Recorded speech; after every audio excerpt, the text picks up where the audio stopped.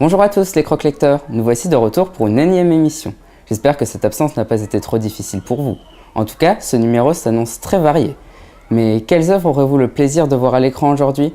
Quel duo aurez-vous le plaisir ou l'affliction de voir ou de supporter cette semaine?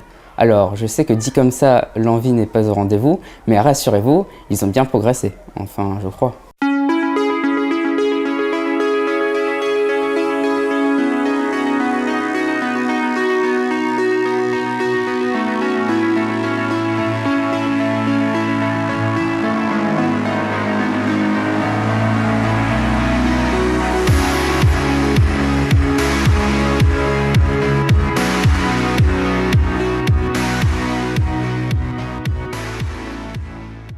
Aujourd'hui, chers croque-lecteurs, nous commencerons sereinement avec un plat du jour de Rana.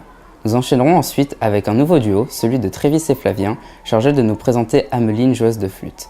Après, nous poursuivrons avec Max et Charles pour leur sushi, avant de finir par une surprise du chef. Débutons avec notre unique plat du jour. Rana est présente aujourd'hui pour nous parler du nouveau livre de Benoît Sévrac. Après de nombreux romans à succès, comme par exemple Le Silence, remportant de nombreux prix, ou encore le titre Little Sister, Benoît Sévrac revient avec un nouvel ouvrage très émouvant, Une caravane en hiver. Celui-ci a été publié le 8 mars aux éditions Syros. Rana, peux-tu nous faire un petit résumé de ce roman? Arthur est un adolescent de 16 ans passionné de rugby. Il habite Toulouse et mène une vie tranquille de lycéen. Seulement, depuis quelques jours, ses parents s'inquiètent, remarquant un changement chez lui. En effet, ses notes sont en baisse et son livret A, qui contenait 2000 €, a été complètement vidé.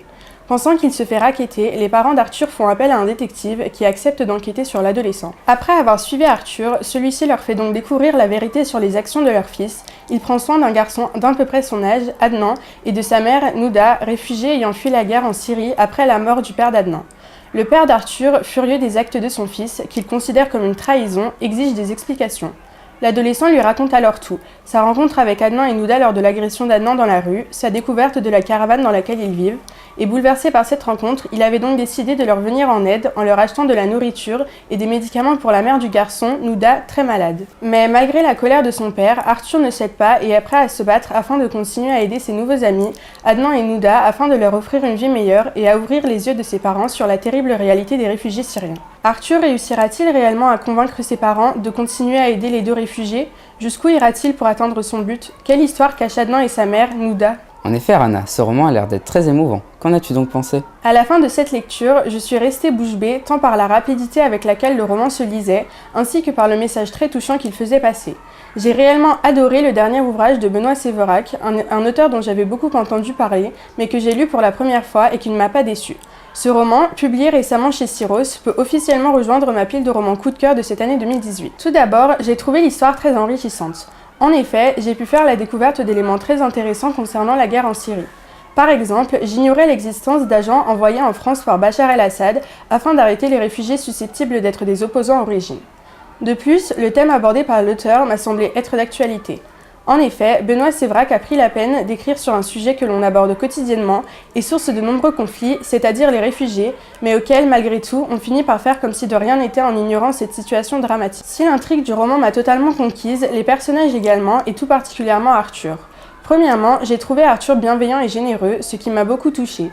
Effectivement, il n'hésite pas une seconde à aider Adnan et sa mère dans cette période très difficile qu'ils vivent en leur ramenant de la nourriture et en achetant des médicaments à Nouda. Deuxièmement, il se montre brave. Ainsi, il prend de nombreux risques en cachant à ses parents ses activités et ose se confronter à son père lorsqu'il donne son point de vue sur les réfugiés qui ne plaît pas à l'adolescent.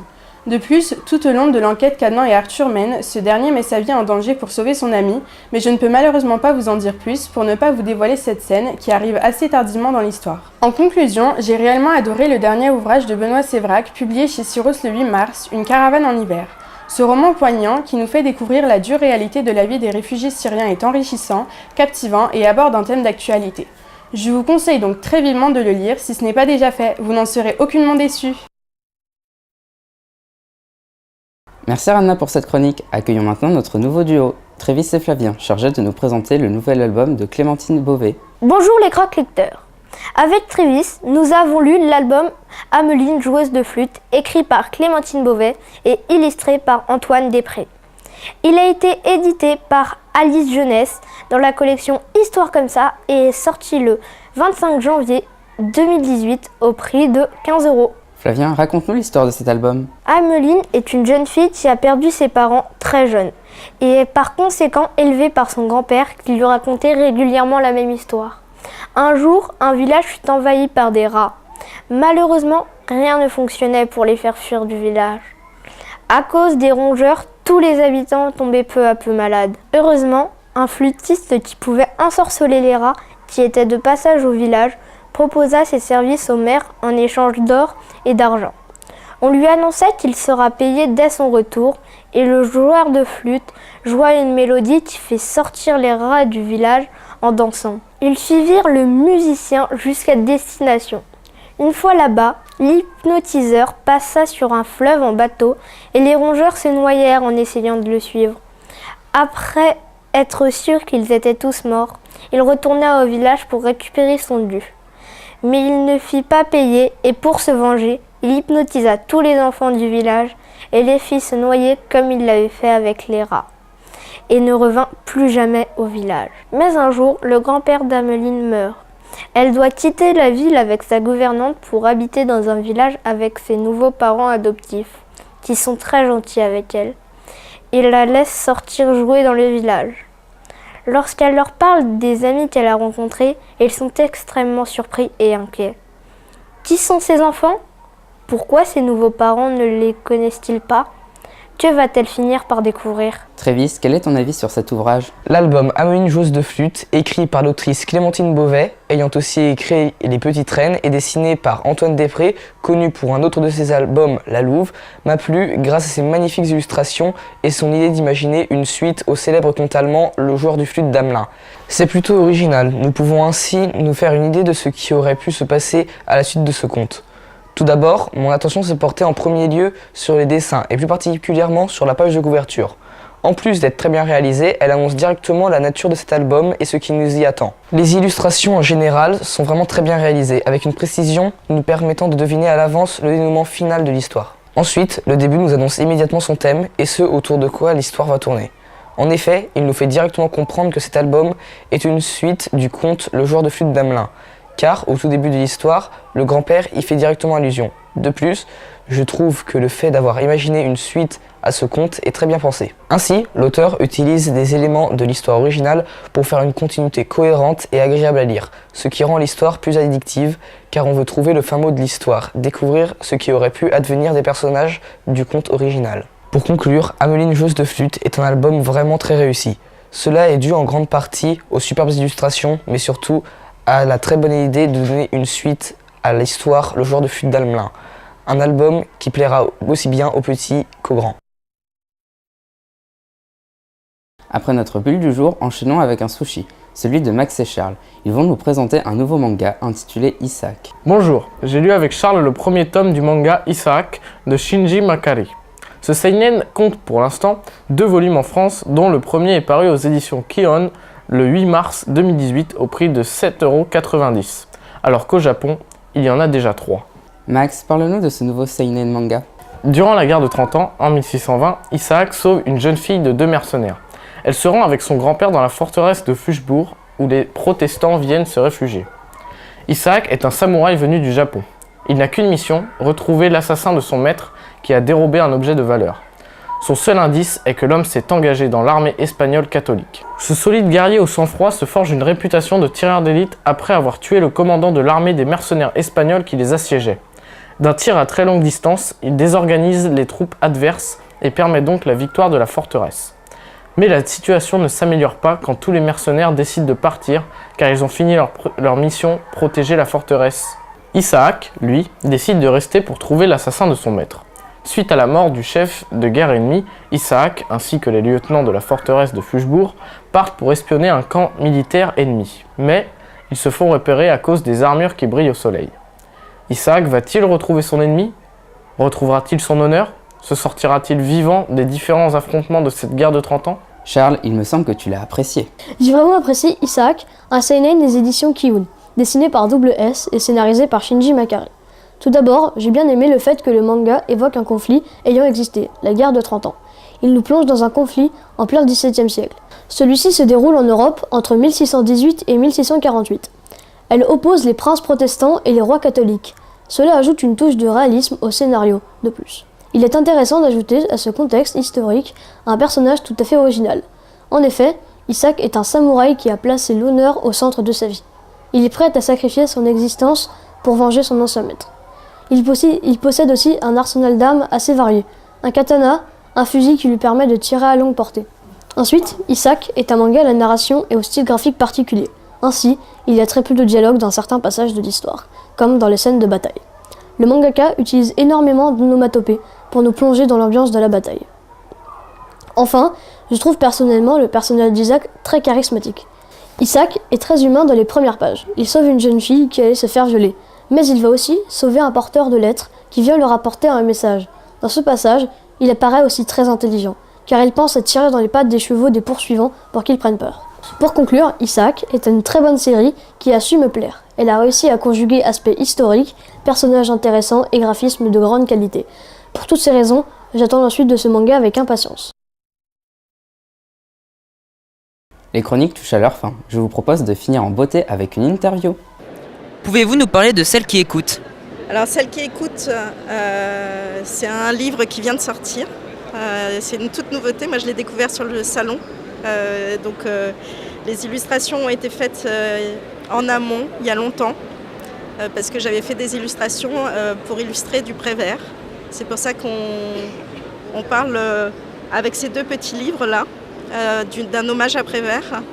Et dessus, Malika a écrit des textes récents, donc, sur la création, sur l'inspiration. Et voilà, donc c'est des petits poèmes. Bien sûr, Malika en parlerait beaucoup mieux que moi, parce que elle est dedans complètement. Pourquoi avez-vous choisi de rendre hommage à Jacques Prévert ? Alors Jacques Prévert, pour moi, c'est une référence. Ces textes m'ont fait rêver quand j'étais petite, parce qu'on l'apprend aussi à l'école. J'adore ses rimes, j'adore même ses dialogues de films, pour les films. Voilà, et pour moi, en fait, les images venaient toutes seules avec Prévert. Quand on l'écoute, c'est chanté en fait. Ça vient et c'est comme les images quand on est en train d'illustrer et qu'on crée en fait. Ça va tellement de pair qu'il n'y a pas de souci en fait.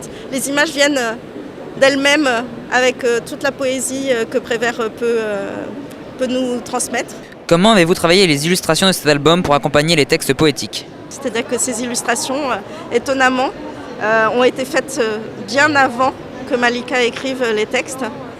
Donc je les ai faits il y a une dizaine d'années, ce qui est pour moi un peu loin dans ma mémoire. Mais plusieurs fois j'ai essayé de réécrire dessus, parce que Prévert c'est pas dans le domaine public, il y a quand même des droits d'auteur qu'il faut respecter. Et moi je ne le savais pas, moi j'étais vraiment très créative et j'avais qu'une envie, c'était d'illustrer les textes qui me plaisaient, voilà, et qui me portaient. Et donc les collages sont venus, justement, j'avais mes personnages en tête et tout, donc je collais, je faisais les petits éléments séparément, je les intègre et tout. Mais par exemple, pour le sous-marin, je trouvais ça trop super de pouvoir y intégrer des cartes à jouer, des choses qui sont du quotidien en fait et qu'on n'a pas forcément idée d'intégrer dans une illustration. Vous avez illustré de nombreux albums chez Sipango. Qu'est-ce qui vous plaît chez cet éditeur ? Alors, j'ai un lien un peu particulier avec Pascale Fontaine, qui est l'éditrice de Sipango. Maintenant, on a une amitié, toutes les deux. Je suis très touchée par son univers. Ce qu'elle propose comme livre, c'est des livres de qualité qui sont très bien portés. Elle nous aide beaucoup, nous, en tant qu'auteurs, à être connus. Et pourtant, elle est toute petite, toute récente, comme maison d'édition. Ça me correspond vraiment parce que moi, mon univers, c'est l'ailleurs aussi. C'est les voyages. J'ai vécu à l'étranger toute mon enfance. Je suis née à l'étranger. Je ne suis pas dans le cœur une Française. Donc je suis curieuse de toutes les cultures et c'est ce qui me porte. Et avec Sipango, je peux le faire. Et pareil, Il y a aussi Le Septième Roi, qui est écrit par Daniel Fossette, auquel je tiens énormément, parce que c'est un texte sur la liberté, et qu'actuellement, je pense qu'il faut vraiment en parler. Donc, quand Pascal m'a proposé le texte, j'avais d'autres projets en cours, et je lui ai demandé d'attendre un an pour pouvoir l'illustrer, tellement je pensais que c'était impossible de laisser passer ce texte-là. Donc voilà, c'est aussi une histoire de confiance, Sipango. Il faut voir que ça a été dans les deux sens. Elle a pu me faire confiance aussi. Elle a attendu un an pour que je sois disponible pour pouvoir faire un livre. Et puis, c'est une collaboration et j'espère qu'elle va durer longtemps. Mais après, voilà, c'est à Pascal de choisir ses auteurs et j'espère qu'il y aura beaucoup d'autres livres. C'est votre deuxième collaboration avec Malika Albaoui. Avez-vous d'autres projets en commun? Alors avec Malika pour l'instant non, mais il faut savoir que là ces deux-là ils viennent de sortir. Moi je les découvre sur le salon, donc ils sont tout neufs, tout nouveaux. Et Malika a d'autres livres aussi qui sont illustrés par d'autres personnes. Donc c'est pareil, on s'entend très bien.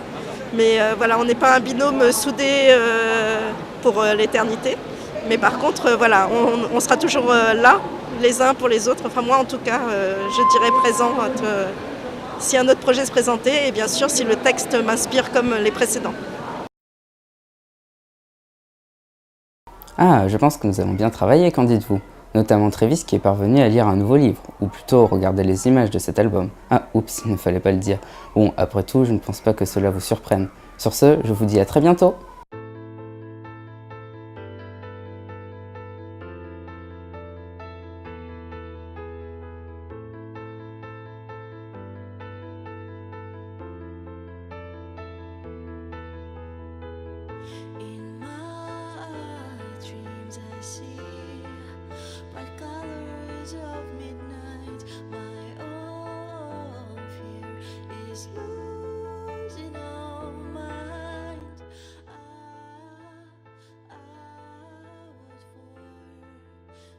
D'aller dans le bêtisier, du coup je dis pas trop de trucs. Bonjour les croque-lecteurs. Ils suivirent le musée. J'ai une boule dans la gorge. Ouais, bien regarder comme ça tout le temps là. C'est parfait. Ouais, j'évacue mon âme de mon corps. C'était très bon rythme. Quoi? Non, c'est pas très vite, là, Faut pas échanger, non? Père Castor, il avait raconté l'histoire. Bonjour. Moi j'étais photogénique à 5 ans, mais puis maintenant quoi, donc... J'en suis sorti. Allez, on se calme.